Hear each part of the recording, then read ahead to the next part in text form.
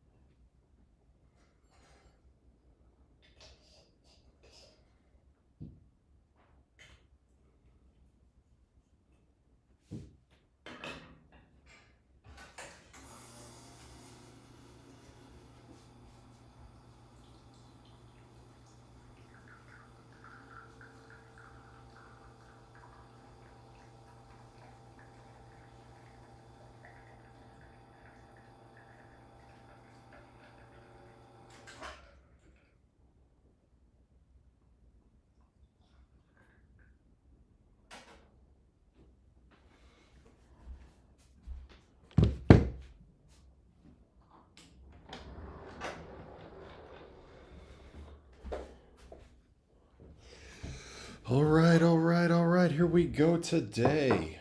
Welcome to -2 episode of Baseball and Coffee with Adam Ottavino. It is 9:34 in the morning on July 5th. Yes, that is one day after July 4th. I hope you guys all had a great July 4th. I certainly did. I'm tired, a little hungover. I never drink, but I had a few yesterday socially. It doesn't take much for me to feel not so good, so I won't be doing that again anytime soon. We have a couple housekeeping issues, details to clean up before we get started. And the first thing that I would say is sorry for cutting the stream short yesterday. Had a lot going on. We ended up having people over yesterday, so had a lot to do, but so I wasn't able to cover James Wood, who had a crazy 5-for-5 day, but that's not to worry. We will definitely cover him at some point. He is going to be a monster. He'll be giving me plenty of opportunity to look at some great performances from him. And, it was a crazy day of baseball yesterday. A lot of late inning comebacks. I got a lot of things on the docket today. But I think that we should get started here over on the main screen and get into the standings real quick, as we are coming up on the All-Star break, a little over a week away, and then we'll really take inventory. But at the moment right now, Toronto now with a 2-game lead over the Yankees after the Yankees lose that game to the Mets yesterday, and Toronto ends up winning on a walk-off bunt, which we might take a peek at. Detroit, 12.5 up on Minnesota. Houston, 7 up on Seattle. Phillies half game up on the Mets. Something tells me that's going to be tight. What's interesting is that Miami is in third in that division. They're ahead of Atlanta. Who would have ever thought that, ever? Atlanta, for me, as far back as their record is, I cannot count them out for a wild card spot. I can see them getting hot. They're that talented. Washington, that's a little bit disappointing too. They have a lot of young talent. They should be playing better than that. All right, Cubbies, 4-game lead over the Brewers, 6.5 over the Cardinals. I could see this one getting close. Cardinals have lost 4 in a row, scuffling all of a sudden to score runs. They got absolutely, bull rushed by the Cubs yesterday. We're going to watch a lot of that today. And Dodgers 8 up on Padres, 9 up on Giants. I don't think we need to really pay attention to that one for a little while. I think the Dodgers are well ahead and they're starting to get some of their horses back. So, 3 topics today that we are going to cover. The first 3 is we are going to look at Cal Raleigh and Brian Wu from yesterday, because they were really the reason single-handedly why they won that game yesterday. I believe they played the A's.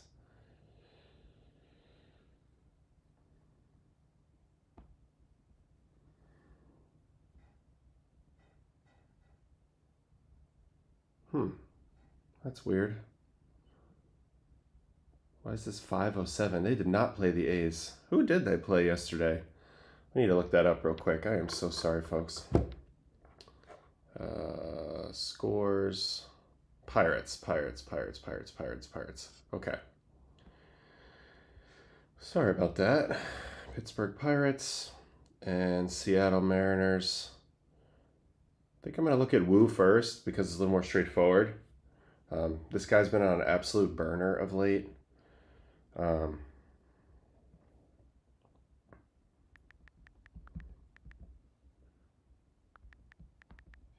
He has a record right now that's going on.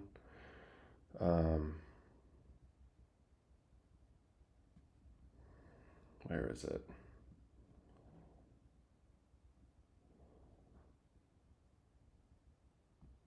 Makes franchise history and last start. So he's one of 2 pitchers in the majors this season to have 10 starts of 6 or more innings, and the only starter in baseball to begin the season with as many outings of that in a row. So he's been going deep each and every time. You'll see why. It's a pretty simple approach out of this guy. Let's go over to his Savant page real quick. Because this is just, it's interesting. In the era of, not Woodruff, in the era of breaking balls leading the way and fastballs kind of being a secondary, Brian Wu kind of goes the other way. Brian Wu is almost 70% fastball between his 4-seam and his sinker. Very little breaking ball. He breaks it up between slider, change, and sweeper. As you can see down here, 13, 9, and 8. The 4-seam is a righty 4-seam with a lot of run to it. You'll see because of the way he kind of whips through and slings it. The breaking ball shapes are kind of typical for what you would expect. The sinker is a little more sinky than the average guy from his slot. And changeup is the changeup. And as you can see, he's been pitching amazing this year. Already, just that fastball run value being 20. Just shows you how much he's getting out of fastballs. Very rare to have somebody dominate all fastballs. This is sort of like a Lance Lynn approach. Got my Yeti espresso mug. This was actually bought for the whole team last year by Omar Narvaez, one of my former catchers. One of these guys that couldn't go 10 minutes without coffee, but it was nice of him to take care of the boys. We always love when people do that. All right, so Brian Wu. 8-4, 277, 17 starts, 107 innings, 104 punchies, .96 whip. Last year had a .9 whip. This is ace material. I know that the Mariners have probably the best park to pitch in the big leagues, but this guy's ace material. It's a 4-seam up, it's a sinker, arm side and down. It's a couple breaking balls to the glove side. It's changeup down. It's a command thing. All Mariners have excellent command. He's not afraid of fly ball contact because of the park he plays in. Allows him kind of upshoot this heater, and it's one of the purest strokes and the most smooth, whippy arm actions you'll ever see in your entire life. So I think we should just watch this game. We'll just watch the result pitches, and we'll see what we see.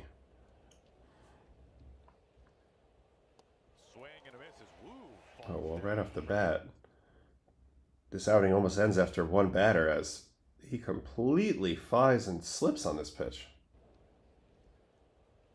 This is gyro slider. Actually not really a great pitch, to be honest, but can we get a better look at this?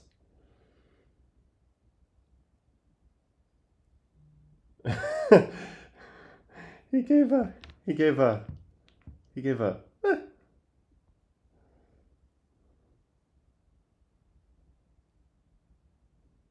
looks like he just kind of overstrode here a little bit. I don't see the, oh yeah, no, we got a little slippage on the lead foot. Slip. Oh, he's lucky he didn't get hurt on this pitch. And he gets a punch out on this pitch. That's why he gives a little, huh. All right, so right away we got some entertainment out of Mr. Wu. Okay, here we go. Second batter. Sweeper. Dirty. 85 with -13. Started right on the corner. We got a rare walk to Reynolds. Let's see the 3-2 pitch. So definitely going more to the breaking ball in the first 3 moments so far. And here he's going to give up a double on a first pitch sinker. Oh, kind of beats him. A little line drive over first. Reynolds does not score. And that allows him to go to work versus O'Neill Cruz. And that's what you see a lot of. You see a lot of fastballs. Holy cow. Oh, baby, what a play. All right. Now Rosarena's going to lay on the ground for another 10 minutes and milk it, but that was a heck of a play. Let's see that again. The Wu fastball kind of upshoots in and completely saws and beats off O'Neal Cruz, but he hits it into no man's land. Rosarena is like, oh boy, I have to catch this. Kind of stumbles in awkwardly. And obviously he's going to milk that for a little while because that's what Randy does. Second inning. Shot this out to center field. Julio gliding back and he makes the catch. Just going right at him. 104 to center, doesn't even make the warning track. Comfortably caught by Julio. You don't have to worry when you're in Seattle. You just chuck it and let him hit it in the air, especially to center. It's not going anywhere. Well, we're going for the front door. Gross. So there's the front door two-seam lockup. Yeah, it's a strike. It's touching. Look how far in this ball starts. So that comes out. That is headed towards Frazier.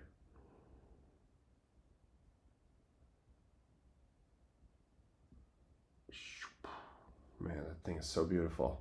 So let's see what he goes with right before that to set it up. I bet it's a slider in. Yeah, it's a really good sequence. So this pitch starts a little bit closer to the zone and continues to break in. Frazier's able to take it pretty easily. He does fire. He triggers a tiny bit, as you can see. But the fact that this ball starts in and continues in and gets to take kind of sets up Frazier for this next one, because this next pitch is going to start even further in. So he's going to read ball out of the hand, and then it's going to zip back to the corner.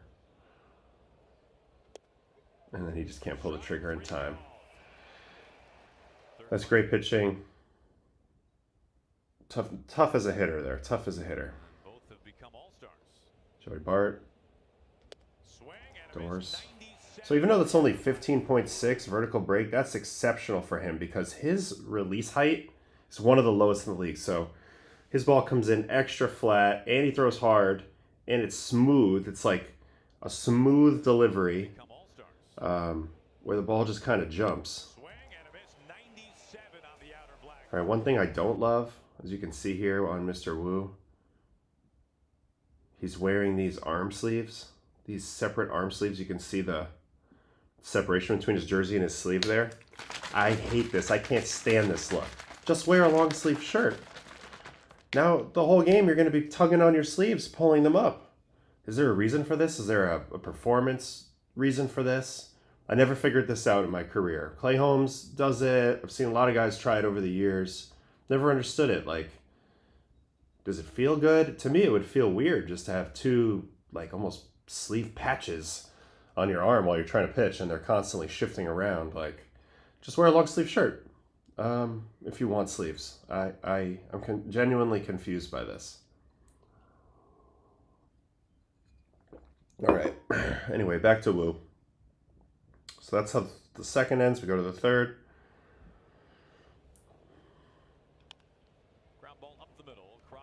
It's a nice sinker. Easy ground out.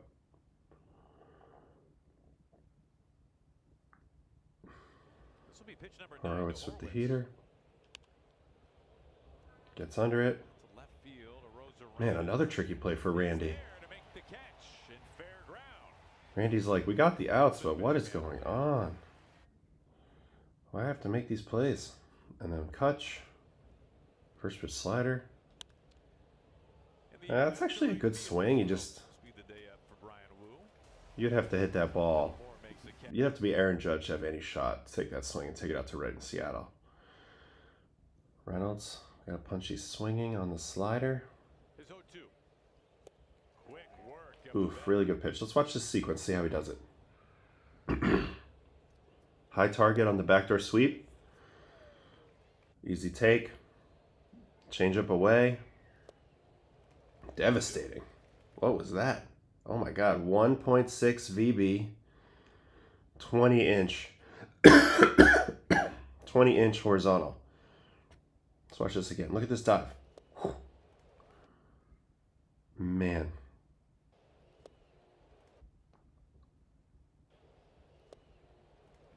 That's gross. And then he throws a perfect slider on top of that. Quick work of the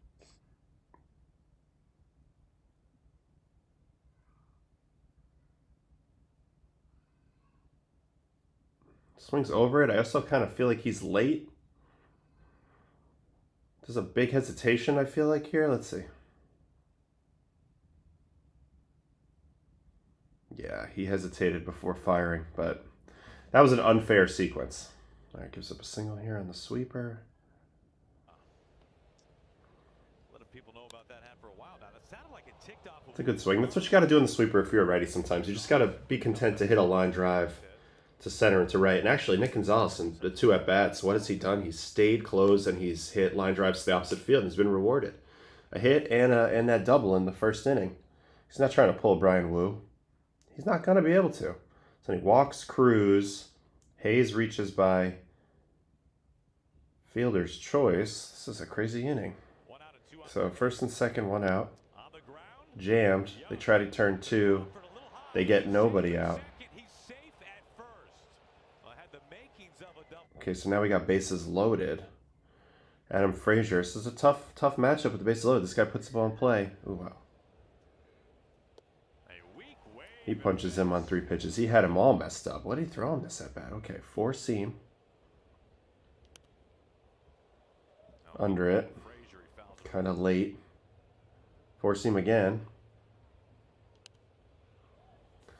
This is a great job by Wu here. The first pitch is hittable by location. This is the 0-0. This ball ends up, I mean, it's in the upper third, barely. Upper third quadrant, barely. But, so it's about waist high. And then on the second pitch, he goes higher.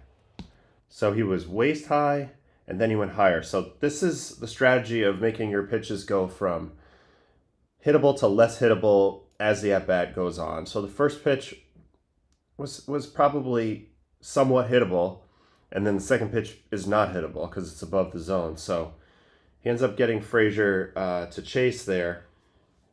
And now Frazier's telling himself, you can't hit that high one. You got to see him down. You got to see him down. Anything up, you got to let it go or just try to foul it off. It's really not what you're going to do anything to. And that leads us to the slider here.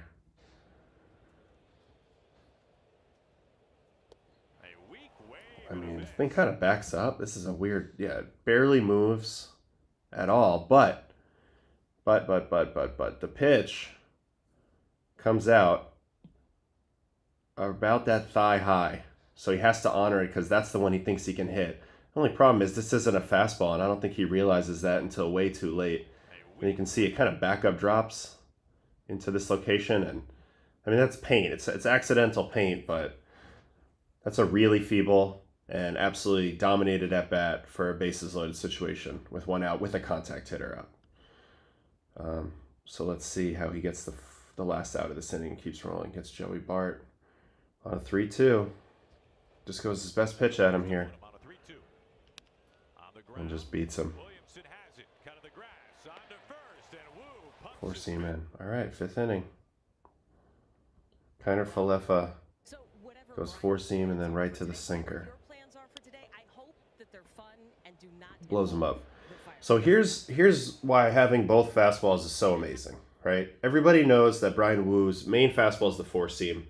He gets under it, like we talked about. You can see the delivery is very whippy. The ball kind of carries towards the top of the zone. Guys are now picking out their swing that they want to take based on that fastball shape. So Kiner Falefa sees this first pitch fastball. It's a 4 seam.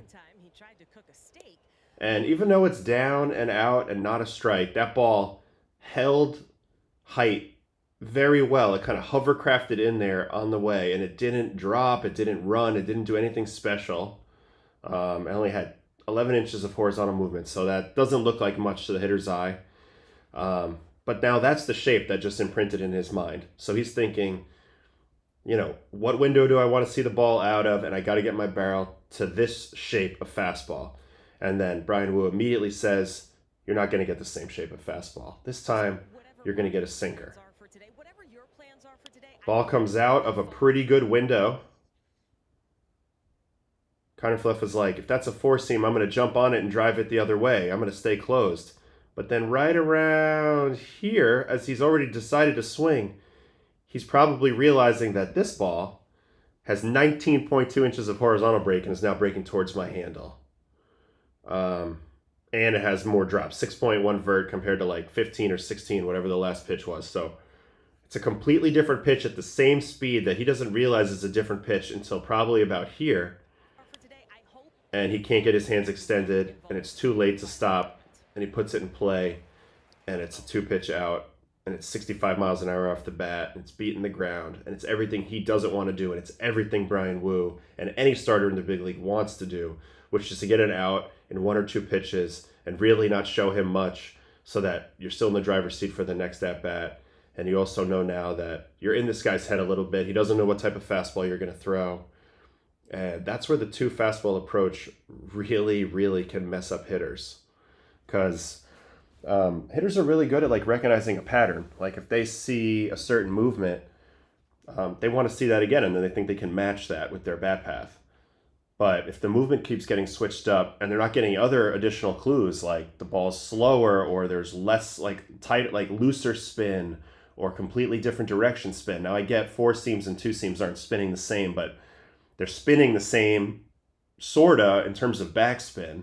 They just have different seam orientation. Can the hitters see that? How quickly can they pick up on that? I don't think very well. I don't think very quickly. And this has, you know, been an argument going back many years now about this idea, you know, when 4-seamers were really taking over,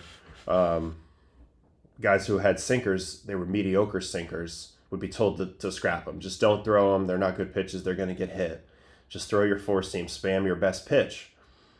And we took that really far for a long time. And then I think the hitters became really good at seeing 1 or 2 of your best pitch and making a lead swing adjustment in the moment and still getting to balls. And you saw the numbers that originally were coming out with 4-seam fastballs up, you know, guys who were throwing 60% slider or whatever, any pitch that was kind of, you know, an elite pitch that was super spammed. Now there's still some examples of this, but for the most part, the effectiveness kind of waned and kind of went down a little bit over time. And so for that reason, some smart pitchers and some old school pitchers have pointed out, like, if you have a second fastball shape, it kind of can keep the hitter honest from getting onto you in that regard. Like, they can't just sell out to the one shape the whole time. It's just another thing to put in their mind. It doesn't have to be a great pitch, because once you set the precedent, like, hey, look at my 4-seam, here's my 4-seam, then when you throw the sinker, it's kind of protected by the fact that it's not that 4-seam shape. If you just threw the sinker, it might look crappy, but when it's a contrast to another pitch at the same speed, the difference sometimes, you know, makes a big difference in terms of the hitter's perception of that pitch when it's on the way to the plate. So that's the point I'm trying to make there. All right, so that was a beautiful at-bat, and we are now into the 5th inning.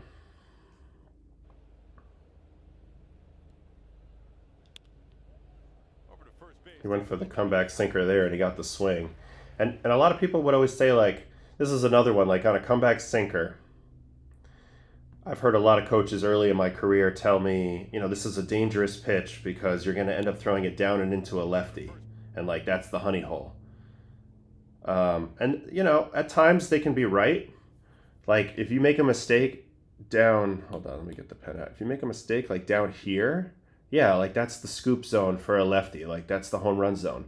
But if you're more like medium height to upper height on this part of the zone, the righty can't really extend their arms. Like, when it's low, they can drop their arms in extension, but when it's up high, they kind of get like in a T-Rex position. And so the only way to beat you there is to get the barrel out in front of the ball. So they have to beat you to the spot. And in order to beat you to the spot, let's see where this point of contact is. Yeah, so he catches it out front, but even out this far in front of his body, he needs to catch it even more out front, like here. And even then, it's probably a foul ball. And the other reason why you never get really caught like this as a pitcher is because when this ball comes out of the hand,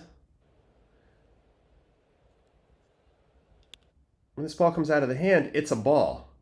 So majority of the time, because it comes out of the hand as a ball, even if they do swing, they likely decided to swing like a couple thousandths of a second later than they would have if that ball came out in the zone. And so not only is it inside, which is the pitch you have to be the quickest on, but you also have a tiny bit of doubt before you decide to swing. So to me, this pitch is a very safe pitch. Occasionally you will get clipped on it, but mostly it's because you made a mistake down low and the guy kind of golfs the ball out of the park, like with a reactionary swing. But you have to look out for the types of hitters that can do that, and you just stay away from those guys. But that's why Brian Wu, even though he gets contact here, he's probably looking for the looking strikeout here, the freeze. Gets contact here, and it's just a rollover, and it's no big deal. And we can keep moving forward. Kutch called out on strikes.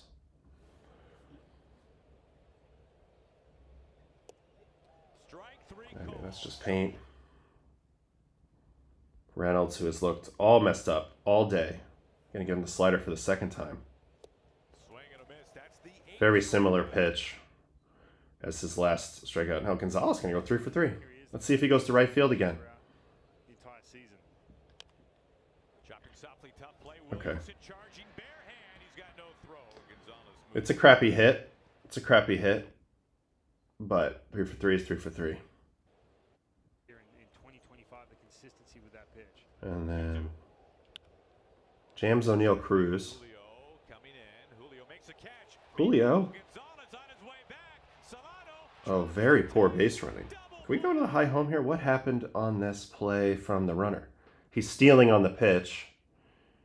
Oh, they get him with the. They got him with the phantom. We got him with the phantom double play here. Watch the shortstop. Oh, he's pretending, and then he slides. Isn't aware of where the ball is. By that time, Julio has it. It's a one hop. It's a double play. You got to give a lot of credit there to the shortstop. That was big time team defense. So I'm assuming that's Crawford. Yeah, that's Crawford. That's a great job. All right, so that's Brian Wu's outing. Goes 6 scoreless. He's really this guy's a stud. You know, I'm a big George Kirby guy. For me, he's always been my favorite Mariners pitcher the last few years. I'm a little biased. He's a New York guy. I'm a New York guy, so even though I don't know him at all, I've been rooting for him for a while. But this Brian Wu is becoming consistent. I think maybe we should really quick look at his delivery and his mechanics, just because he's known as, like many people say, like, this is what you want. I mean, it is just so flowy. He's got a rhythm. He does like a little bump. So we're coming down. He's drifting. He's in free fall. The leg sweeps as it lands into position. That creates the separation. So now his hips are open super early. Torso is stretched. Arm is back. Arm is up into a nice spot. Front side is tucked. Everything flows through beautifully. He does have a little bit of a late lead leg block. That's sort of what I was always working with. Like, it does block, but it's like well after the release. It's not aiding you with any speed. Like, he's still in a compressed position when he releases. But I have some questions to my biomechanics out there about this. Like, yes, if you snap a little earlier, it should send more energy up the chain. With your lead leg block, but is that safer? Or is it safer to maybe have a little bit of a cushioning on that front leg to absorb some of the energy with your lower half instead of sending every little bit spiraling up through your arm? Now, I'm not an expert on this, but I ended up being pretty durable in my career, and I felt like snapping that leg into place maybe would have made me throw a mile an hour or two harder, but there would have been drawbacks in other areas, and I always felt like maybe health could have been one, but I'm very curious about that. But let's watch the flow. Another 4-seam here. I mean, he's throwing the ball very easily. Still don't like his arm sleeves, but that's a whole nother story. Okay, now Cal Raleigh. We have to watch Cal Raleigh's 2 home run at-bats, because this guy's got 35 homers, and he's really giving Judge a run for the money for American League MVP. He's been elite catching. He's been elite hitting. And, I mean, 35 dingers is just like, it doesn't seem real from a catching position. You just don't see this anymore. I mean, he did hit 30 nukes in 23 and 24, and that's why he got the $100 million contract. But dare I say he's underpaid, because 35 before the break is a joke. He's got 1,000 OPS as a catcher.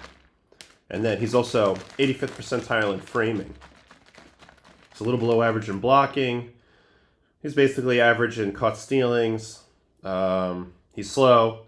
He's the big dumper. But who really cares?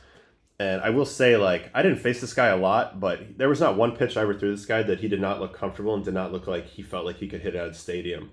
And he did hit a 3-run homer off me last year that really pretty much ended my hopes of having my ERA under 4. And I'm kind of glad I don't have to face this guy anymore. He just had a perfect bat path to hit the medium height, which is where a lot of my pitches tend to go, in that medium height band. But let's watch these two full at bats. So the first one he's hitting right-handed, Bailey Falter. Falter is a guy who has exceptional extension, 7.3 extension, and he has ride. So even though he doesn't throw hard, his fastball plays much harder than the numbers. So if he's throwing 91, it probably plays 94, and it feels really flat coming in.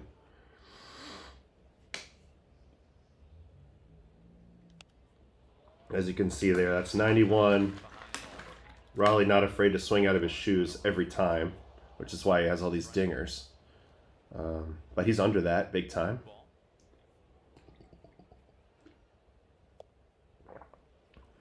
Slider in, pretty easy take. I think he's still hunting that 4-seam. Another 4-seam. This one, not only is it 20, hold on. Not only is it 20, but it's 0.6 HB. So this ball cuts kind of coming in. Look at this ball cut. It's a good take, though. And that leads us to the home run. So he's still on the 4-seam. And let's see the swing. Well, I think the mistake by Falter here is this ball's down in the zone, down and in. And it doesn't really...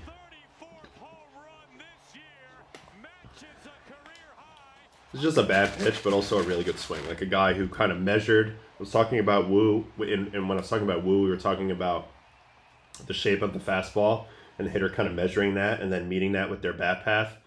He saw, this is the 4th fastball in the at bat that he sees, and you can tell he was under that first one, and then he kind of measured this, and he got one in a perfect spot to hit it. And I mean, dude, this ball's absolutely hammered. 115.2 at 31, way into the second deck in T-Mobile Park. That's number 34. This guy rakes. Let's get the first base shot. It's just kind of a traditional stroke. Like, it's a simple load.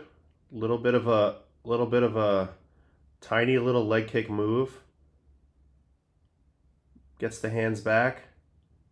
Hits off a strong front leg. We got a little snap out there. Stays through it. All right, and here's the second homer. Also Falter.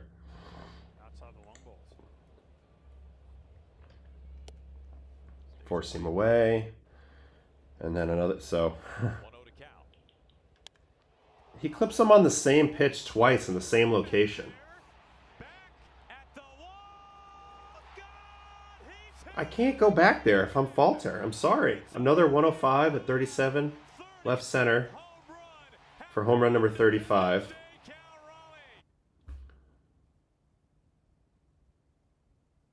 It's the same swing. It's a carbon copy. I see that he struck him out the second at bat. Did he go to things other than the fastball? Okay, fastball up in. He didn't react well to. Splitter off. Slider. Wow. Creamed foul. 4-seam. But away. Away. 4-seam away. four seam is going to play to Raleigh away. You can see even on the called strike. Look at Cal Raleigh's body's energy here. He's not staying back enough to hit outside pitch. He's selling out for an inside pitch, and then he goes back in on purpose for the second homer. He throws fastball, ball one away, and then the catcher Bart goes in. I don't understand this pitch call at all. But if you're the hitter, that's what you got to do. You know, you got to hit those mistakes. You got to punish those mistakes every time. And 35 dingers. He is punishing those mistakes. He's also was Boo's battery mate in this, so he contributed to 6 scoreless innings on the mound for the pitching staff before they've closed this one out with another 3 out of the bullpen. I think Bizzardo and Thornton closed it out. And then he hit 2 homers for 35. He's got over 1,000 OPS. He's catching every day. I actually think I might give him the nod over Judge at this moment. As crazy as it seems, I don't expect him to stay at this pace. Maybe that's unfair to him. I think he's a great player, but... man, 35 homers before the break is something special. All right, so now let's switch gears to the Cardinals and the Cubs. This was a crazy game, and at first I was really gonna hone in on just 2 players. I was gonna hone in on PCA and where's the game? Where's this game?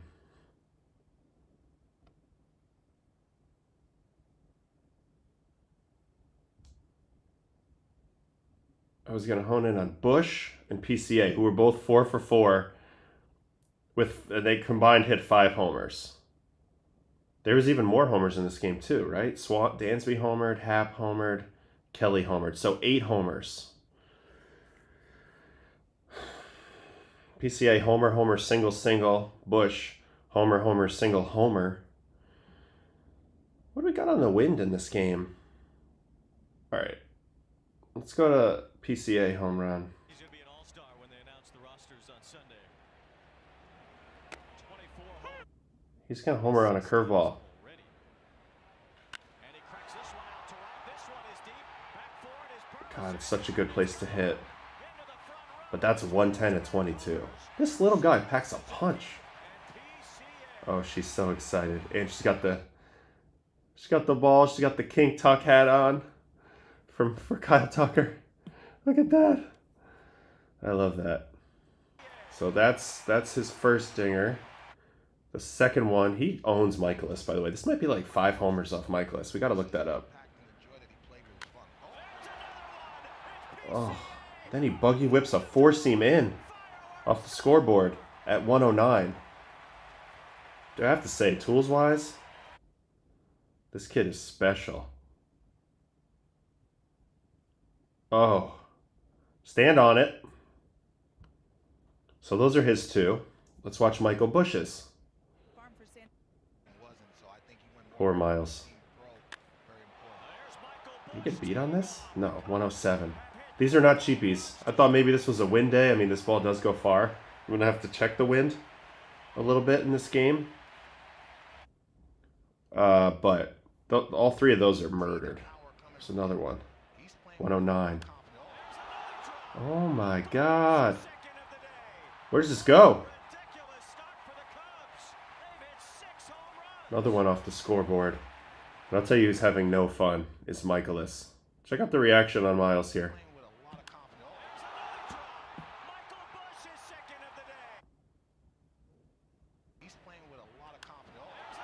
He's like, come on, what am I going to do? And then Busch goes 3rd homer off John King. This time on a curveball. 103.6 to the oppo. Gone. This time I really want to see this swing.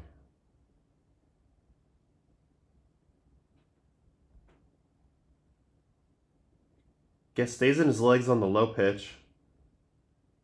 Drives it nicely, snaps through it, and the weight comes back towards the plate. The weight coming back towards the plate, not pulling off. This has been a theme so far when I've been watching these hitters on video lately. Okay, you see how his back foot initial release here is to step on home plate. Watch. Bam.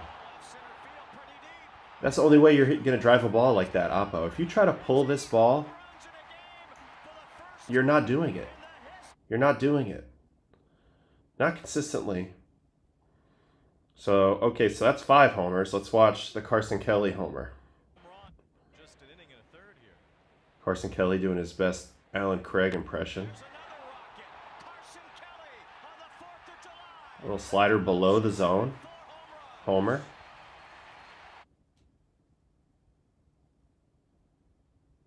This pitch. This is a nice little slider. Just doesn't quite get there. Dansby, homer off King.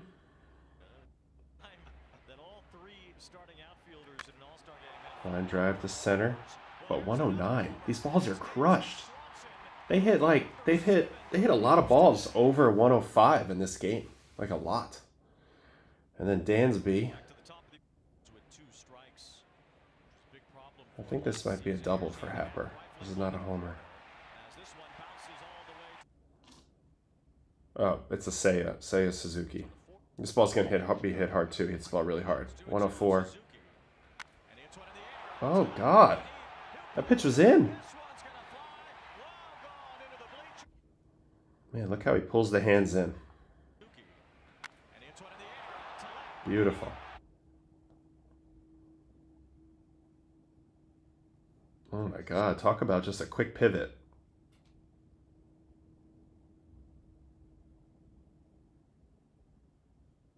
I mean, he tucked the hands. There's no extension there on the arms whatsoever. Just boop. Beautiful. So there's the 8 homers. The Cubs bum rushed the Cardinals. Miles had a tough game, obviously. Cardinals need to bounce back. They've lost 4 in a row. But the Cubbies, 8 homers. And, really, they've had, I believe, the National League's best offense this year. Pete Crow Armstrong is insane. See his other hits, too. Oh, he's so fast. And then he's going to be hitting the ball 109, 110. That's a legendary combo. All right, so he stays through a changeup there. Now the left on left. Man, pulls the hands in, slaps it through the hole. Michael Busch, there was a 4th hit. Both these guys 4 for 4. You have 2 guys that go combined 8 for 8, 5 homers. That's crazy. So both of these teams that we've looked at today have had a tag team of reasons why they won their games. Brian Wu and Cal Raleigh for the Mariners, and Michael Busch and PCA in this game. Those guys basically took over.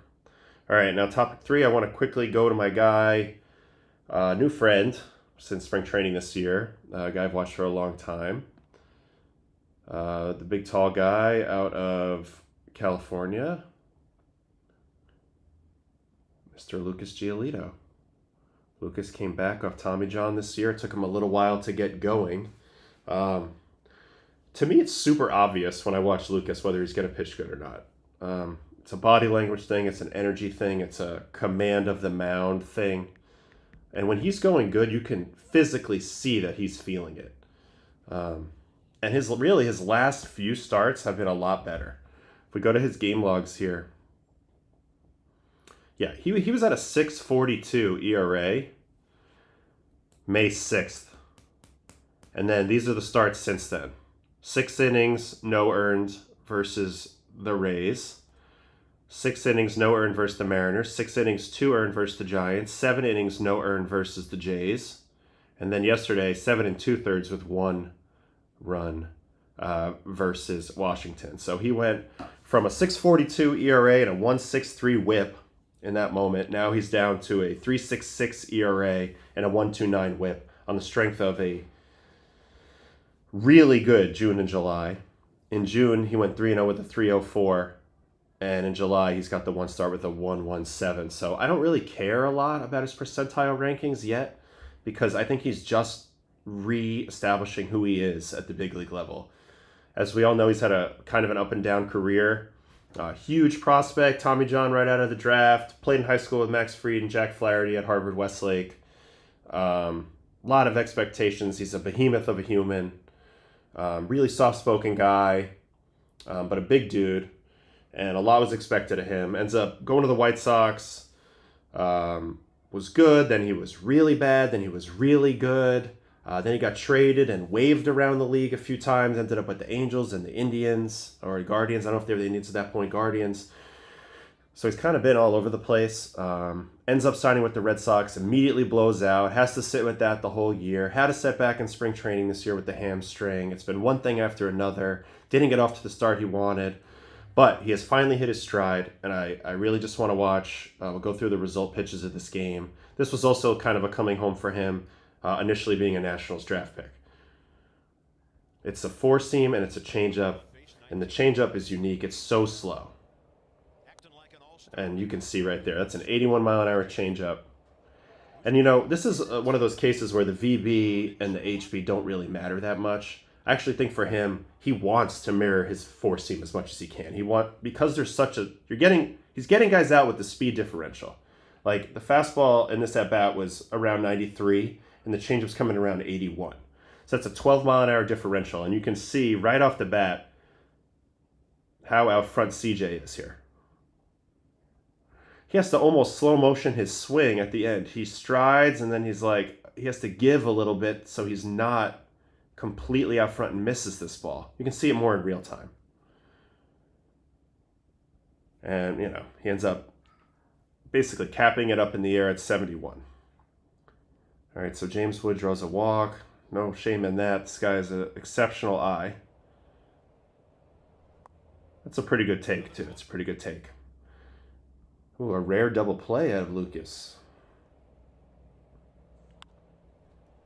The old high fastball double play, high four-seam ground out. That's more of a Luis Garcia thing. He's a high ball hitter, and he can do that. Okay, second inning. He's going to get low swinging. Now the velo's starting to pick up for Gio. Doors. Josh Bell. He's going to get him on a changeup. I mean, kind of just lollipops it in there, but with good intent. Like, watch the intent. That's good intent. That's really good intent on a changeup. For this to be an 80 mile an hour pitch is impressive. Like, if I have that type of intent, I'm throwing the ball 88, and I don't even throw my fastball as hard as Gio. So I don't know how guys do this, but when you kill speed like that, it's kind of epic. Like, it's such a cool thing to do. All right, Brady House. He's going to go right on with the four seam. I mean, just not a pitch you want to swing at. Oh, he does hit it really well. It's probably 100. Oh, 96. Almost goes out. But now he's through 2 at 22 pitches. So that's beautiful. Third inning. Oh, first pitch out. What do we love? We love a first pitch out. Just gets a little pop-up. Now he's going to punch Keybert. And now I think Gio's starting to roll in this game. This is an 18 ball. Doors. Does give up a hit to Jacob Young here on a slider. Slider is by far his worst pitch. It's not like a bad slider. It's just the fastball changeup combo is what makes Gio, in my opinion. CJ Abrams fly out. This is a 96. I've only been watching result pitches, and that's already like the fourth pitch above the zone that I've seen somebody swing at. If you got guys swinging out of the zone against you and you're fat, your four seam, that's a good place to be. Yeah, so there's the fly out. Then he gets James Wood. He's going to doors him. I bet it's way up. Let's see. Yep, can't hold up. That's a nice fastball.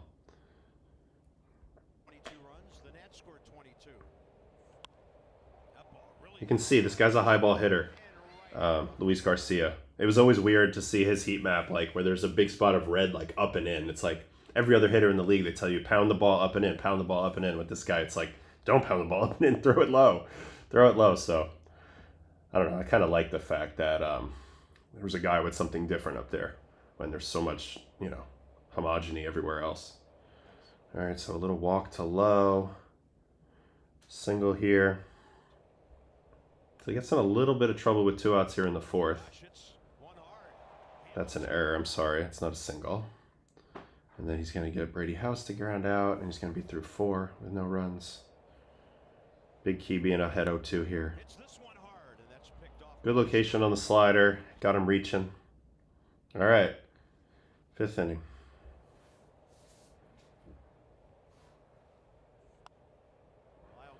Well, couldn't really see that pitch, so let's go to this view.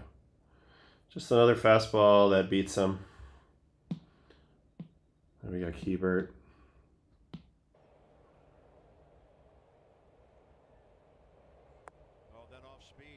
Oh, there's so much touch involved on a changeup like this. I mean, he's got good intent, and the ball just floats. It just floats. It's unbelievable. Look at this swing from the side by Keybert. He just, by the time he realizes it's not a fastball, it's too late. So jealous of that pitch. God, it's such a good pitch. All right, now Jacob Young with the line out.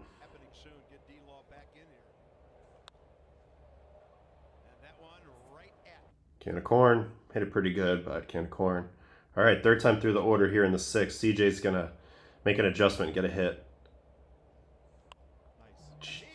Jeez Louise, that pitch is over his head.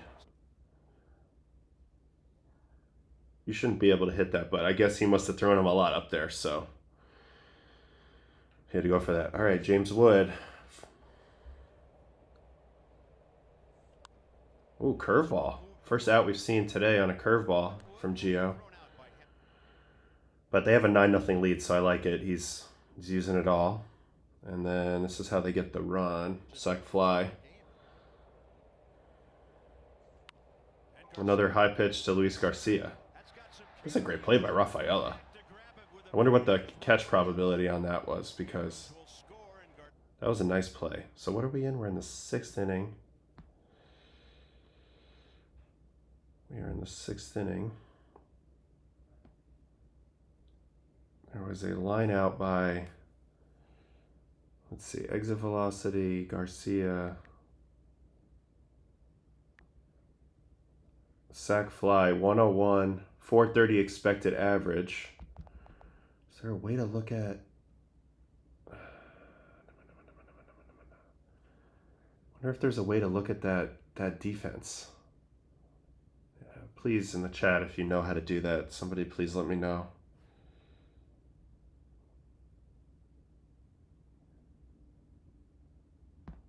Yeah, I don't know right now. That's frustrating. Okay, well, we're gonna figure that out at some point. Let's go back to the game. So that's the sac fly, and then he's gonna get Nate Lowe. Probably another Doors up top. Yep, Doors up top. Beautiful. 7th inning. Josh Bell gets the call at the bottom. Brady House for the 3rd punching in a row. Really good location on the slider. Let's see where the previous pitch was, why he got that swing. Uncompetitive. That could be why. Right, so the first slider was way different, and then this changeup starts away and comes back in for a strike. So then when he throws the slider away and it drops off, that's why you're going to get the chase. Yeah, it's a great pitch, great sequence. Lille with the line out.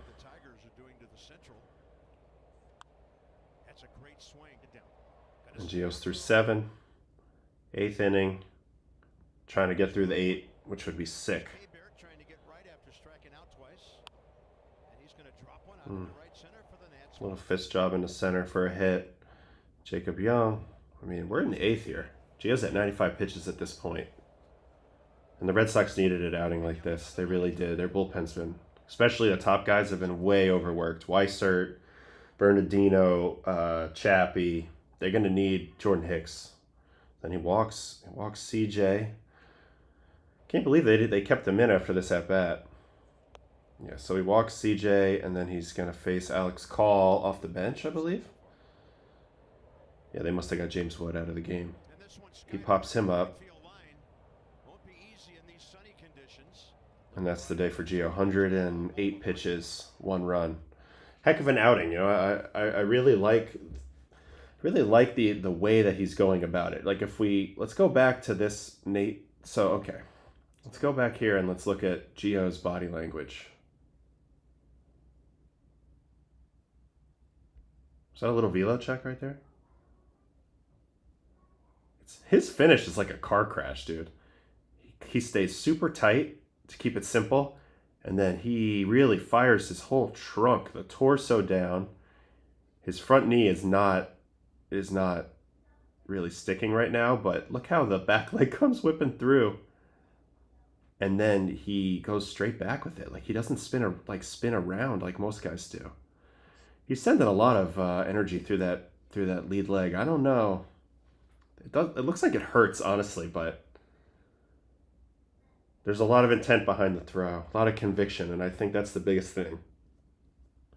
Regardless of the delivery, regardless of what you're going to say about it, there's a lot of conviction behind this fastball right here. And you have to sometimes get to that point to be who you are. As he storms off the mound here, you can see he's locked in and not done. It's just beautiful to see. All right, so that's it for Gio. I wanted to look at Colson Montgomery's debut really quick. Bader's home runs, high leverage ABs. I'm curious if we go real quick.